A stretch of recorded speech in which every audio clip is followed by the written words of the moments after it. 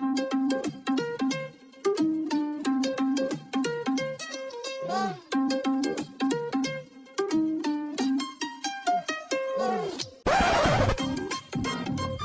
সালে ওই দেখো কাজ কাম দেখো এর শুনেছি মানুষের অতিরিক্ত পাওয়ার হলেও আকাশ কুকাশ করে। আচ্ছা আরে তো কোন ধরনের পাওয়ার ছাড়াই সব আসলে কাজ বাজ শুরু করে দিতেছে।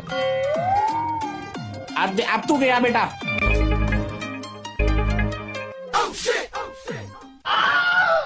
আমি কেন মরি না? শোন আমার জায়গায় একটা ঢালও যেন না পড়ে, বুঝছিস? একবার কয়ে দিলাম, দ্বিতীয়বার কব না। अच्छा বড় ভাই এই জমি যে তোর, তার কি কোনো প্রমাণ আছে তোর কাছে? ইয়া আছে? ইয়া। ও আমার কো আছে নাই? ইয়া তুই একটা জিনিস ভুলে যাইস রে, এই জমিনে এন্ন কলাম কেস চলতেছে, কোর্টে কলাম এর কোনো রায় হয়নি, আর এর কোনো প্রমাণও কলাম তোর কাছে নেই। আর তুই কি তুই কেন এই জমি তোর নিজের বলে এন্ন দাবি করছিস? কোন কারণে, কোন সাহসে দাবি করছিস? ওরে সাহসের তো তুই এখনো কিছু দেইসনি। अच्छा এই মদনের কি করে কোর্ট কাছারি দেওয়ার সময় আছে নাই? ও তো আইন কানুনরে সম্মান করি বলে এখনো পর্যন্ত থিড়ে বসে রইছি। আচ্ছা। নাহলে কবে 208 দিয়ে তোর কাছ থেকে জমির বাড়া কাটিয়ে নিতাম। बार-बार শুধু আমার উপরে কি করলি তুই? কি করলি? আমারে ছড়াবি? ইয়া আমারে ছড়াবি? ইয়া শুধুমাত্র তুই আমার বড় ভাই বলে তোর নামে সসম্মানে যে কেসটা দিয়েছি, নাহলে তোর জায়গা অন্য কেউ হলি ডাইরেক্ট কুপাতাম, আর এর কবে এর মাথা ফেলে দিতাম, কেউ ঠাতি পারতো না। খালি বড় ভাই বলে তোর সম্মানটুক দিয়েছি। अच्छा তাহলে থাম দি তুই কুভাবি, তুই আমারে কুভাবি? ইয়া। এ তোর সাহস সম্পর্কে কি আমি জানি না রে? হ্যাঁ, বাড়ি চোর আইসা শুনে বেড়া ব্যাংকে দৌড়ানো লোক তুই আবার আমারে কুভাবি? टूटा टूटा एक परिंदा ऐसे टूटा। শোন বড় ভাই, ইজ্জতের ভাত দিস নে, ইজ্জত নিয়ে টানাটানি করিস নে। আরে তুই তো ঘরে দরজা দিয়ে বিটি মানুষের মতো চোর এ চোর আইছে এই রেসা শাসে চেয়েছিলি। আমি তো ওই শুনে বাড়িতে দৌড়াইছিলাম ভয়তে। আচ্ছা। নাহলে কি আমি পলানো লোক?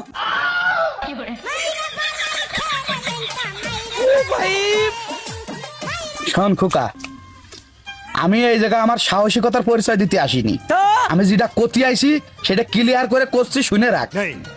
তোর যত হাগা মুতা খাওয়া দাওয়া না গোসল যত কাজ কাম আছে সব তুই তোর নিজের জায়গায় ঠিক করবি। अच्छा তোর ওই ভাষাতে আমার এই ভাষা যদি একটা পাতাও পড়ে এমন কসম দিবানি রে, টোটাল পাতার মতো সেফটায় যাবিনি।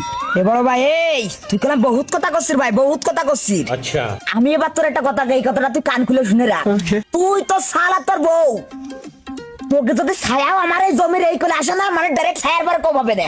হাত আসলে হাত কাটা হবে, মাথা আসলে মাথা কাটা হবে, আর ঠ্যাং আসলে ডাইরেক্ট ঠ্যাং কাটা হবে। এই কথাটা কানের মধ্যে ঢুকে রাখিস। अच्छा আরে বাড়া রে, মানে আবার শুরু হয়ে গেছে। ইরা দুই ভাই কি কোনোদিন ভালো হবে না? না, ও কোনোদিন ভালো হবে না। এত দূরে আছে জাত বিয়া। তুই এক কাজ কর, তুই এই বাসটা যা, আমি এই বাসটা যাই, নাহলে আমাকে দুজন একসাথে দেখলে খেপে যাবে না। যা আলো তুই আছিস চোর, পাক্কা চোর তুই। আমার নিজের হাতে লাগানো সুপারি গাছ, সেই সুপারি গাছের সুপারি প্রত্যেকবার চুরি রে বেচে দিস তুই। ছোটবেলার তো চোর তুই, যা হাতের মাথায় যা পাস তাই বেচে দিস। আব্বা, মানে সকালবেলা দুই ভাই কি শুরু করলে তোমরা? মানে প্রতিদিন সকালবেলা বেজাল না করলে তোমাকে ব্যাটের ভাত হজম হয় না? আরে বাপু, তোর বাপ কি ভালো আর লোক নাই? তুই এসে দেখতেছিস না যে আমার সাথে পাই পাড়াই ধরে কিভাবে বেজাল কান্দাল করতেছে? अच्छा জসিম, তোর একটা কথা কয়ে দিস না, তুই শোন। তোর বাপের কলাম ভালোভাবে তুই বুঝাই দিস, ভালোভাবে বুঝাই দিস যেন ভালো হয়ে যায়। নালি কলাম ভবিষ্যতে বড় ধরনের দুঃখ আছে, বড় ধরনের দুঃখ আছে। আচ্ছা। এ ভালোভাবে জানাই দিস তোর বাপরে। শুনেছি ইয়া কথাবার্তা শুনেছি, খালি কেউ তামান্নার কাছে চড় খাই। হ্যাঁ, এইসব কথাবার্তার কারণে চড় খাই। বড় ভাইয়ের সাথে একজন বড় ভাইয়ের সাথে যে কিভাবে কথা কতি হয় সেই বিষয়টুকু জানে না, সেইটাও জানে না। তাহলে বাইরের লোকজনের সাথে কিভাবে কথা কয় একটা চিন্তা করে দেখ। এই জন্য চড় সাপড় খাই। আগে একদিন তো শুনলাম যে বিলকিস বাবির কাছে চড় খাইছে। আসলে সত্যি কথা কতি কি, তোর মুখটা আছে চড়ানোর মতো মুখ, এই জন্য মানুষ মনের খুশিতে চড়ায়।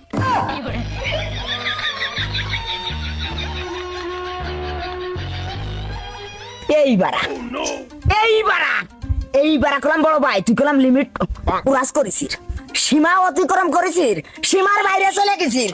আমি কলাম এইবার ভুলে গেছি তুই আমার বড় ভাই। अच्छा এইবার দেখ আমি কি করিস। দা না তুই দেখ আমি আজকে দাঁড়াইছি তুই দেখ কি করতে পারি দেখ এই দাঁড়া দিয়ে যা চল যাচ্ছ কে ভয় পাইলি নাই